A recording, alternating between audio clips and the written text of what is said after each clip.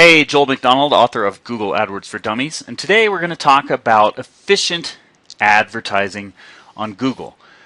There's a famous quote by John Wanamaker, and it is, "Half the money I spend on advertising is wasted. The problem is I don't know which half." Now, if you know anything about John Wanamaker, you know that he is a pioneer of marketing and a pioneer of advertising, famous back in the 1800s. However, that quote is even more relevant for Google. 90% of the accounts I help people out with, they're wasting money. The problem is they don't know where they're wasting it. So today we're going to talk a little bit about that and show you some examples. So let's first talk about a case study of an account I just took over last month, a little over a month ago. It was about 40 days ago. And it was an e-commerce store.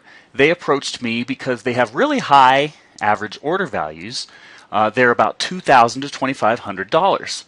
However, they were only making about 5 sales per month with Google, mostly because they were spending all they could afford to spend in their online advertising budget, and 5 sales was about the best they had done. The problem is they were wasting a lot of their advertising dollars.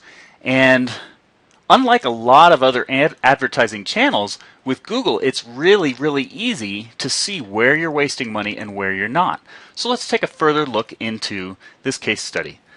So in the 30 days prior to me taking over their account, they were spending $10,449. They had 72,000 clicks.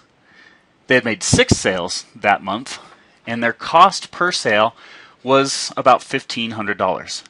Not bad, but because they were spending so much per sale, they couldn't justify spending any more in their advertising. They could get more sales, but since they were spending so much, that made their margins so skinny, they couldn't justify spending any more than about 10 grand a month. So the first thing I did was look at all of the channels that they were advertising on, and I told them that about 75% of the traffic they were generating was wasted traffic, and it wasn't worth spending money on. So the results of that were that we had spent $7,000 in the first month after I took over. We reduced the clicks to about 18,000. Now at first they were really worried about that because their traffic had plummeted.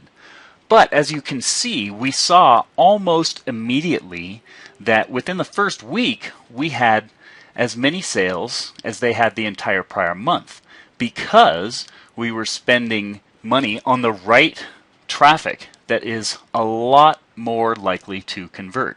And the result of that overall was that we reduced their cost per sale to about $150.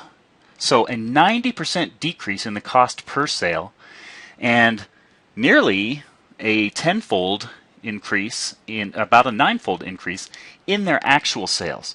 So now they're a lot more comfortable, they got a lot healthier margins, and we can go out and spend a lot more. And I've been given permission to double the budget this next coming month so that we can see how many more sales we can get now that we've got our advertising channels fine-tuned to only the ones that work the best for them. So let's talk about these advertising channels.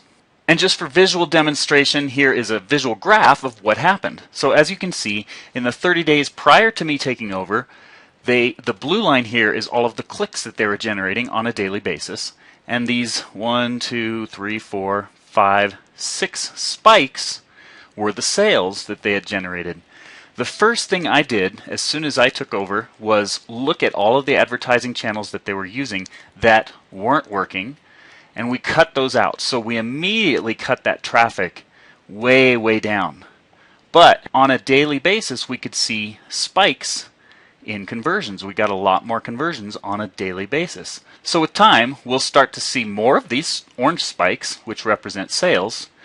We'll probably start to see more traffic because we now know what traffic is working. We can start to increase budgets for that traffic, and then of course see an increase in sales as well. But the key here is taking advantage of Google's very accurate tracking tools and knowing which channels are working and which ones aren't. So let's talk about that.